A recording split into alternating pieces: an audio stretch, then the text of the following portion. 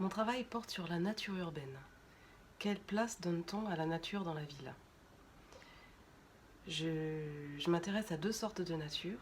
Une nature très organisée, complètement maîtrisée par l'homme, sous contrôle total, comme les jardins à la française, mais aussi tout ce qu'on voit dans nos villes, dans notre agencement urbain, qu'on voit sur les ronds-points, les terre-pleins centraux, une nature complètement organisée et nourrie avec des engrais, une nature toujours plus performante en tout cas. Et puis au contraire de ça, une nature finalement indésirable qu'on voit dans les friches, que sont les mauvaises herbes, et que l'homme s'acharne à enlever tout le temps et qui heureusement revient sans arrêt. Alors pour l'exposition à la maréchalerie de la dérive des météores, je propose trois récentes œuvres.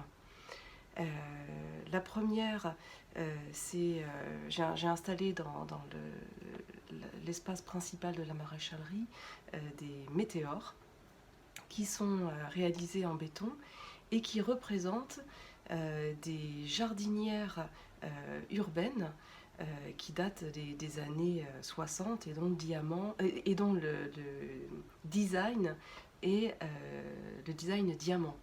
Donc elles ont un côté un peu comme ça, old school. Voilà.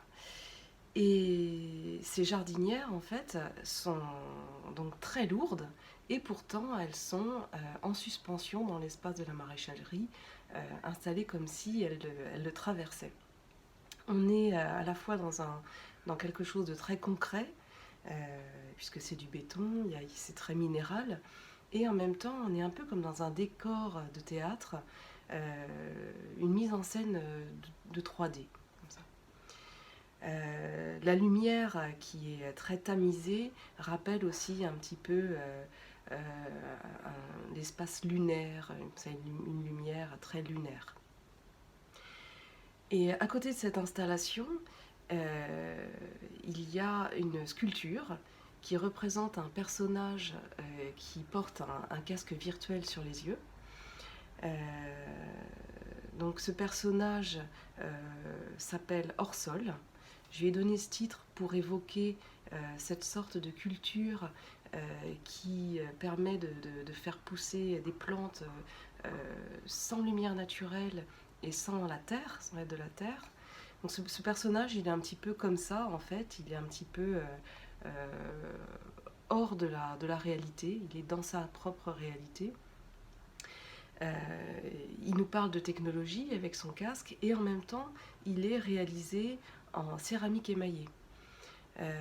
Voilà, ça donne un petit peu de recul à cette technologie et puis ce personnage, il donne un petit peu d'humanité à l'ensemble de l'exposition.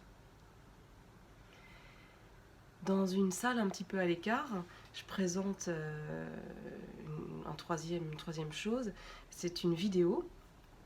C'est une vidéo qui s'appelle Échappée. Donc une échappée dans un jardin. C'est un chemin bordé d'arbres où on peut voir en fait une mise au point, enfin un point de fuite. Là, dans la vidéo, le point de fuite est diffus. Je montre une nature qui est complètement perdue, qui tourne en rond, qui ne sait plus trop où elle doit aller. Elle cherche à s'échapper et elle cherche à nous emmener dans sa spirale. Cette vidéo est faite en fait d'une succession de photos qui représentent à tour de rôle soit une nature très organisée, donc on voit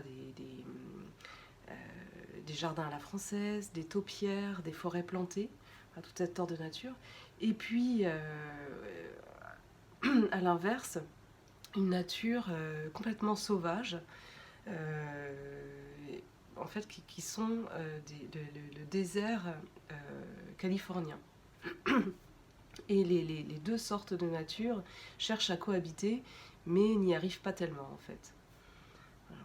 Et donc, cette vidéo est très importante parce qu'elle a du son, et le son se propage dans toute la salle d'exposition. C'est un son qui a été réalisé par le musicien Olivier Pianco, qui a lui-même réfléchi à cette notion d'échappée. Une échappée en musique, c'est un peu la même chose, c'est des notes qui s'échappent pour revenir à une mélodie, à une trame, comme ça. Donc dans cette exposition, je pose la question de savoir où nous mènent toutes ces nouvelles technologies, et notamment la 3D. Je me demande si nos fantasmes de futur peuvent toujours rester les mêmes. Est-ce qu'il ne faut pas euh, rêver un petit peu d'autre chose? Je me demande si, à force d'avoir maîtrisé comme ça la nature, c'est pas elle qui est en train de maîtriser notre façon de vivre finalement.